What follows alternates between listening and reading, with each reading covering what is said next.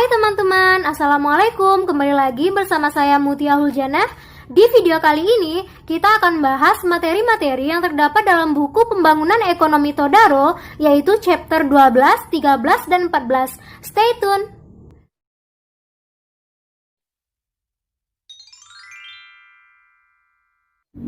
Baiklah teman-teman, sekarang kita akan bahas chapter 12 dalam buku tersebut, yaitu dengan judul Teori Perdagangan Internasional dan Prospek Pembangunan.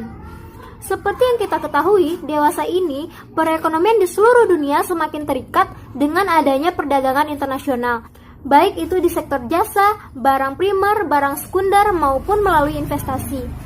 Dalam bab 12 ini, kita akan melihat bagaimana negara-negara berkembang tersebut terdampak dengan adanya tren ini. Dan kita akan menelaah teori mengenai dampak meluasnya keterkaitan internasional dengan prospek pembangunan. Adanya globalisasi membuat perekonomian di seluruh dunia semakin menyatu. Dan adanya globalisasi ini tentu saja memiliki dampak bagi sebuah negara, baik itu dampak positif maupun dampak negatifnya. Teman-teman, bagi sebagian orang, globalisasi memiliki dampak yang positif, yaitu dengan adanya globalisasi menciptakan peluang bisnis yang sangat menarik, serta adanya globalisasi membuat pertumbuhan dan inovasi yang lebih cepat, dan adanya transfer teknologi atau pengetahuan dari negara-negara maju ke negara berkembang, sehingga meningkatkan atau mendorong pertumbuhan yang lebih cepat. Namun teman-teman, bagi sebagian orang, adanya globalisasi ini menimbulkan masalah yang sangat serius dan membutuhkan perhatian yang khusus. Karena adanya globalisasi ini dapat menimbulkan ketimpangan yang sangat serius antara negara maju dan negara berkembang. Serta adanya globalisasi dapat mendominasi negara-negara berkembang dalam perekonomian dunia. Dan adanya globalisasi ini meningkatkan masalah lingkungan seperti adanya polusi, dan lain sebagainya. Serta adanya globalisasi dapat menyebabkan sejumlah penduduk dan wilayah di suatu negara tertinggal sangat jauh. Peraih Nobel Muhammad Yunus pernah mengatakan bahwa perdagangan global diibaratkan dengan sebuah jalan tol dengan 100 jalur yang saling menyilang di seantero bumi ini. Dan jika jalan tersebut gratis tanpa adanya rambu, batas kecepatan, batas ukuran, dan bahkan marka jalan, pastilah jalan tersebut akan dipenuhi dengan truk-truk raksasa penguasa jalan yang berasal dari negara-negara maju penguasa perekonomian. Oleh karena itu, adanya kebijakan dan kesepakatan yang tepat sangatlah diperlukan untuk mencegah terjadinya masalah-masalah dalam perdagangan global. Perdagangan internasional seringkali memainkan peranan yang sangat penting bagi sebuah negara berkembang. Namun, belakangan ini banyak sekali perhatian khusus pada isu-isu perdagangan dan pembangunan yang difokuskan untuk memahami bagaimana keberhasilan ekspor yang spektakuler dari negara-negara seperti Asia Timur, Taiwan, Korea Selatan, dan tetangganya Cina. Namun sayangnya, kondisi yang berbeda terjadi di negara-negara berkembang seperti Afrika, Timur Tengah, dan Amerika Latin, di mana negara-negara berkembang tersebut sebagian besar persentase dari pendapatan moneternya disumbangkan dari penjualan ekspor produk pertanian. Hal ini menjadi masalah yang sangat serius karena harga dan pasar dari produk-produk ekspor semacam ini sangat tidak stabil dalam sebuah perekonomian. Serta ketergantungan ekspor atau dependen ekspor dari produk-produk primer ini dapat menimbulkan masalah atau resiko yang sangat serius yang tidak diinginkan oleh negara-negara manapun di dunia ini. Oke teman-teman, dalam chapter 12 ini ada 5 pertanyaan dasar mengenai perdagangan dan pembangunan. Pertanyaan-pertanyaan tersebut adalah: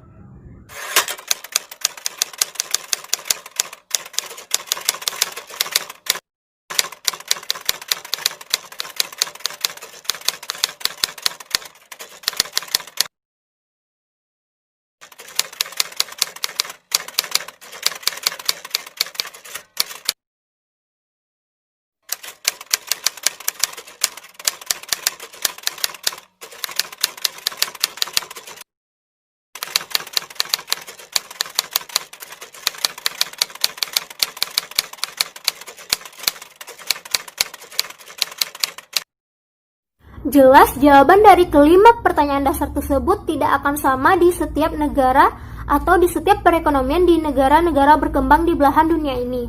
Karena landasan ekonomi dari perdagangan internasional berdasar pada di setiap negara di belahan dunia ini memiliki sumber anugerah faktor yang berbeda-beda, serta preferensi teknologi yang berbeda-beda, skala ekonomi, lembaga sosial dan ekonomi, dan kapasitas pertumbuhan dan pembangunan yang berbeda-beda pula.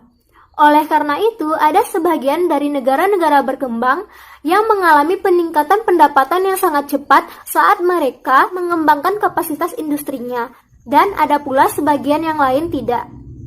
Baiklah teman-teman, sekarang kita akan masuk ke poin selanjutnya, yaitu kita akan bahas beberapa persoalan perdagangan internasional yang dihadapi oleh negara-negara berkembang.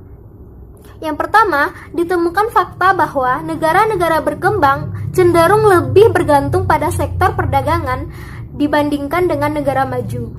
Karena negara berkembang lebih mendedikasikan output mereka yang besar dalam bentuk ekspor barang ketimbang dengan negara maju. Selanjutnya yaitu rendahnya elastisitas pendapatan dari permintaan dan elastisitas harga permintaan dari produk primer di negara berkembang, sehingga hal ini menimbulkan masalah inelastisitas ekspor di negara berkembang yang menyebabkan pertumbuhan ekonomi di negara-negara tersebut cenderung rendah. Persoalan berikutnya adalah menurunnya harga komoditas ekspor pada barang manufaktur, sehingga hal ini menyebabkan nilai tukar perdagangan di negara-negara berkembang menjadi memburuk. Baiklah teman-teman, selanjutnya kita akan membahas teori-teori alternatif mengenai peranan perdagangan dalam perekonomian. Dalam buku ini, kita akan dikenalkan pada teori perdagangan anugerah faktor atau Factor Endowment Trade Theory yang dikemukakan oleh kaum neoklasik, tepatnya oleh Hexer-Holin, yang menjelaskan bahwa setiap negara akan melakukan spesialisasi dalam produksi komoditas yang menggunakan sumber daya faktor yang melimpah, seperti tanah, modal, tenaga kerja, dan lain sebagainya. Pokok pikiran dari teori ini adalah yang pertama, produk yang berbeda menggunakan faktor produksi yang berbeda-beda, serta di setiap negara di seluruh dunia mempunyai faktor produksi yang berbeda-beda pula.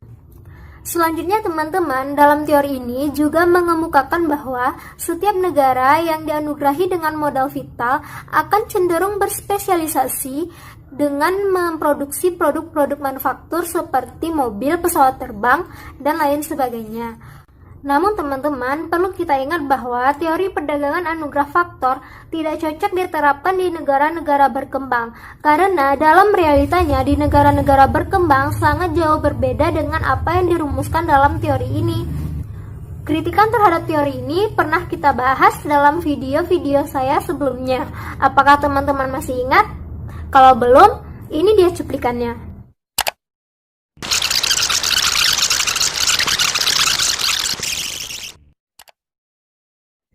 Ada 6 asumsi pokok yang terdapat dalam teori perdagangan bebas tradisional. Yang pertama, seluruh sumber daya di suatu negara bersifat tetap, baik dalam hal jumlah bersifat konstan dan dalam hal kualitas diberdayakan sepenuhnya. Dan asumsi yang kedua, yaitu teknologi bersifat tetap dan tersedia secara bebas serta adanya kedaulatan konsumen. Yang ketiga, mobilitas faktor produksi dan persaingan yang sempurna serta tidak adanya ketidakpastian dan resiko.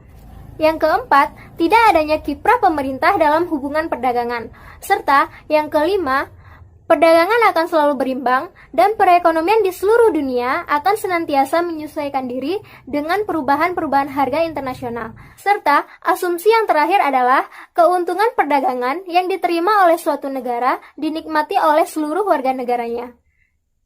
Jadi teman-teman, dalam teori ini ada 6 asumsi pokok yang harus kita ketahui.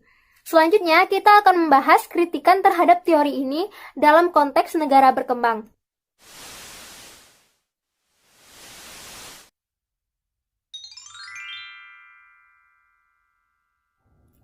Menurut asumsi yang pertama, seluruh sumber daya yang ada di suatu negara bersifat tetap, baik dalam hal jumlah konstan dan dalam hal kualitas diberdayakan sepenuhnya. Namun, dalam realitanya dapat kita lihat bahwa perekonomian di seluruh dunia mengalami perkembangan dan tidak ada faktor produksi yang bersifat tetap, baik dalam segi jumlah maupun kualitasnya. Para kritikus membenarkan hal ini, terutama terkait dengan faktor produksi yang sangat penting bagi perekonomian dan pembangunan, seperti modal fisik, kemampuan wirausaha, kapasitas ilmu pengetahuan, dan kemampuan pengembangan teknologi, dan lainnya. Asumsi yang pertama ini juga terbantahkan dengan adanya model perdagangan utara-selatan, di mana model ini menjelaskan adanya perbedaan kondisi awal dari kedua negara tersebut, di mana negara-negara di utara lebih cenderung diberkati dengan faktor produksi vital seperti modal fisik, kemampuan wirausaha, dan tenaga kerja yang terampil, sehingga negara utara mampu menciptakan keunggulan komparatifnya sendiri. Berbeda dengan negara-negara selatan atau negara berkembang, mereka cenderung tidak dianugerahi dengan faktor produksi seperti modal fisik, kemampuan wirausaha, dan tenaga kerja yang terampil. Sehingga, hal ini membuat adanya ketimpangan perdagangan antara utara dan selatan. Dalam perdagangan internasional, negara-negara kaya atau negara utaralah yang diuntungkan dalam perdagangan, karena mereka mampu menciptakan keunggulan komparatifnya dan menghasilkan produk-produk manufaktur dalam perdagangan. Kemudian, pada asumsi pertama ini juga menyebutkan bahwa faktor produksi seperti tenaga kerja diserap secara sepenuhnya. Namun, adanya realita pengangguran dan keadaan setengah menganggur di negara berkembang membantah asumsi ini. Serta, menurut teori Van for Surplus yang dikemukakan oleh Adam Smith, menyebutkan bahwa sumber daya manusia di negara berkembang cenderung kurang dimanfaatkan secara optimal. Hal ini menciptakan peluang bagi negara berkembang untuk menambah kapasitas produksinya, terutama produk-produk yang akan diekspor yang tidak dibutuhkan secara lokal.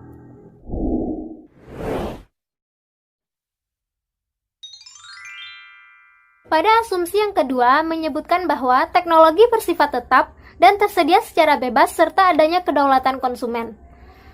Seperti halnya sumber daya modal yang mengalami perkembangan yang sangat pesat untuk memaksimalkan pengembalian dari pemiliknya, begitu juga yang terjadi dengan teknologi.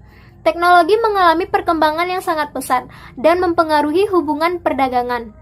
Contoh dampak dari perkembangan teknologi yang dilakukan oleh negara maju terhadap pendapatan ekspor negara berkembang adalah maraknya pengembangan produk substitusi sintetis yang dilakukan negara maju terhadap produk-produk primer seperti karet, wol, kapas, dan sebagainya. Hal ini menyebabkan pendapatan ekspor negara-negara berkembang menjadi menurun karena menurunnya pangsa pasar dari produk-produk tersebut.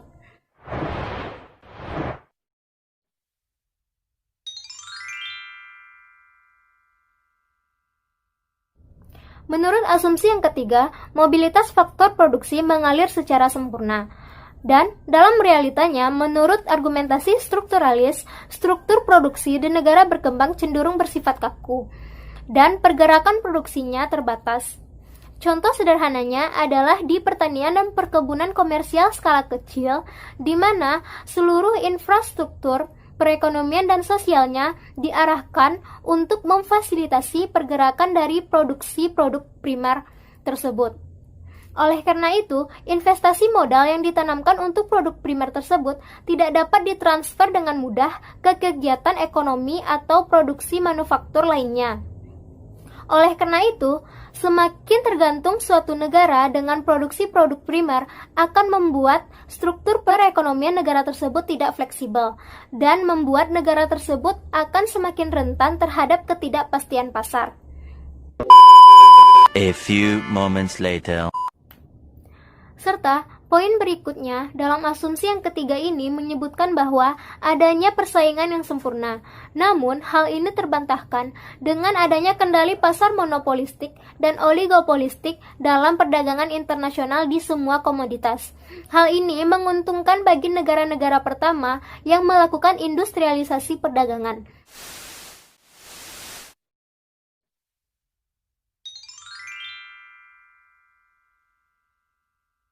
Selanjutnya kita masuk ke asumsi yang keempat, yaitu menyebutkan bahwa tidak adanya kiprah pemerintah dalam hubungan perdagangan.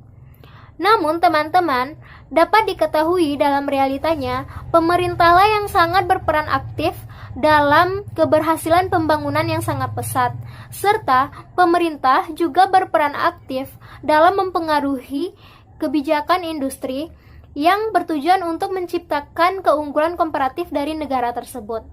Serta pemerintah seringkali menerapkan kebijakan komersial seperti tarif, kuota, subsidi ekspor, dan sebagainya, serta pemerintah mampu memanipulasi harga-harga komoditasnya dan posisi perdagangannya terhadap negara-negara lain di dunia ini.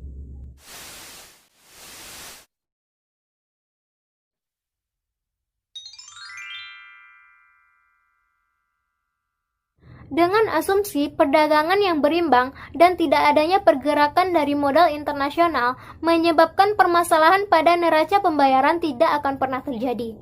Namun realitanya, setelah peningkatan pesat harga minyak pada dasawarsa 1970-an menyebabkan defisit neraca pembayaran dan berkurangnya cadangan valuta asing sebagai akibat lanjutannya. Hal ini menyebabkan kekhawatiran di seluruh negara di dunia ini, termasuk negara kaya maupun negara miskin. Jadi, adanya realita ini membantah asumsi kelima dari teori perdagangan bebas tradisional.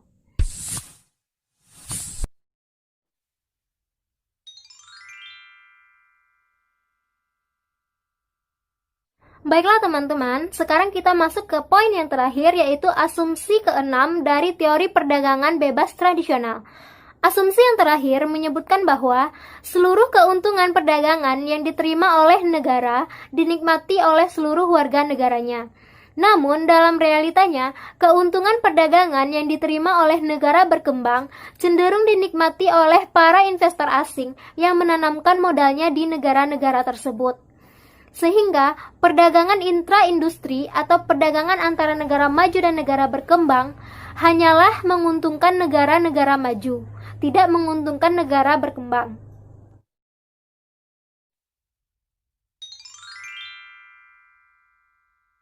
Baiklah teman-teman, sekarang kita masuk ke chapter 13 dalam teori ini, yaitu dengan judul kebijakan neraca pembayaran, utang, krisis keuangan, dan stabilisasi. Teman-teman, dalam bab ini kita akan meninjau berbagai transaksi dalam neraca pembayaran suatu negara dan tren terkini dalam neraca perdagangan di suatu negara berkembang, serta kita akan menganalisis dampak yang ditimbulkan dari krisis utang di negara-negara berkembang. Baiklah teman-teman, kita akan membahas fokus pembahasan dalam bab ini, yaitu bagaimana krisis utang yang besar dapat muncul selama tahun 1980-an dan mengapa utang masih saja menjadi faktor utama penghambat suatu pertumbuhan yang sangat serius, serta bagaimana krisis ini dapat diselesaikan pertama kali di Amerika Latin dan kemudian di Afrika. Dan fokus pembahasan dalam bab ini yang terakhir adalah siapa yang memikul beban dari program stabilitas dan penyesuaian yang dituntut oleh IMF atau International Monetary Fund. Setelah kita mengetahui fokus-fokus pembahasan ini, selanjutnya saya akan menjelaskannya satu persatu. Baiklah teman-teman, selanjutnya saya akan menjelaskan mengenai neraca pembayaran dan tren terkini dalam neraca perdagangan suatu negara berkembang. Oke, sebelum saya menjelaskannya, di sini teman-teman udah pada tahu belum apa itu neraca pembayaran? Ya, betul. Neraca pembayaran atau balance of payment adalah ringkasan pernyataan transaksi keuangan suatu negara dengan dunia. Jadi, teman-teman, menurut buku Todaro ini, ada 3 komponen utama dalam neraca pembayaran. Yang pertama yaitu pos transaksi berjalan atau current account, yang kedua pos transaksi modal atau capital account, dan yang terakhir adalah pos cadangan moneter atau cash account. Transaksi berjalan atau current account adalah bagian neraca yang memuat nilai pasar ekspor dan impor berwujud maupun tidak berwujud suatu negara. Serta transaksi modal atau capital account adalah bagian neraca yang memuat volume investasi asing langsung maupun tidak langsung, hibah, dan hutang publik dalam suatu periode tertentu. Serta yang terakhir adalah transaksi cadangan moneter atau cash account yang berfungsi sebagai penyeimbang suatu neraca pembayaran dari suatu negara.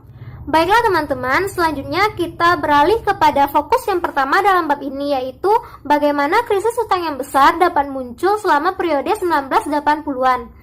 Jadi teman-teman, benih krisis tahun 1980-an telah mulai disemai semenjak tahun 1974 sampai dengan 1979, di mana pada saat itu terjadi lonjakan yang sangat pesat dalam pinjaman internasional serta tingginya harga minyak OPEC.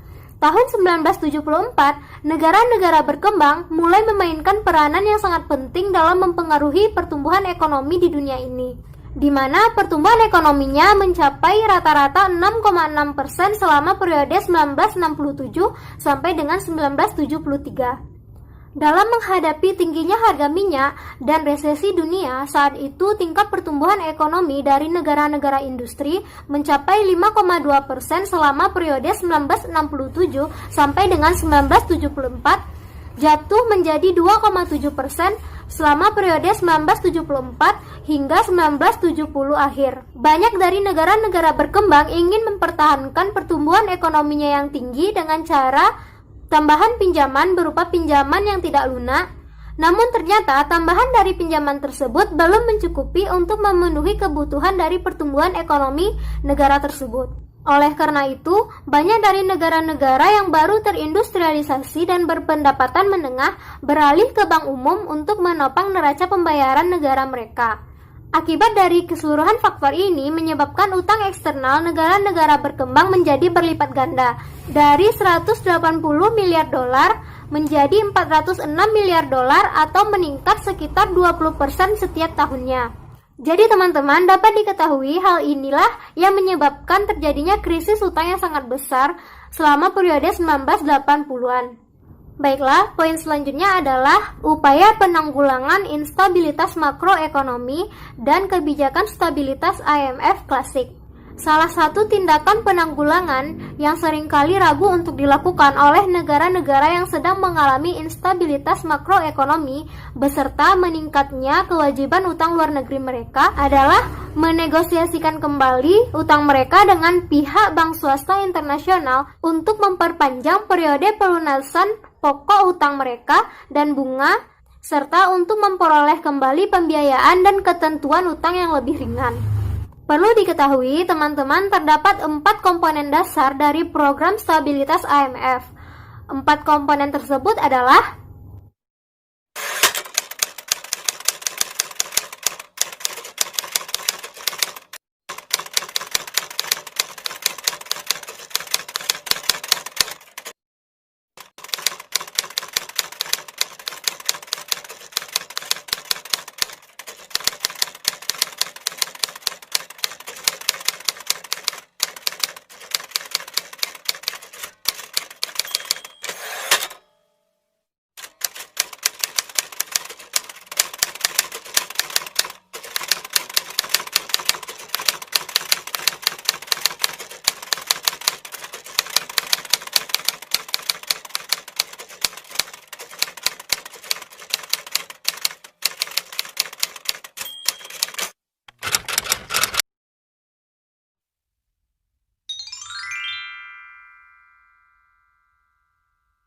Baiklah teman-teman, sekarang kita masuk ke chapter yang terakhir dalam buku ini, yaitu chapter 14 yang berjudul Keuangan, Investasi, dan Bantuan Asing, Kontroversi Peluang.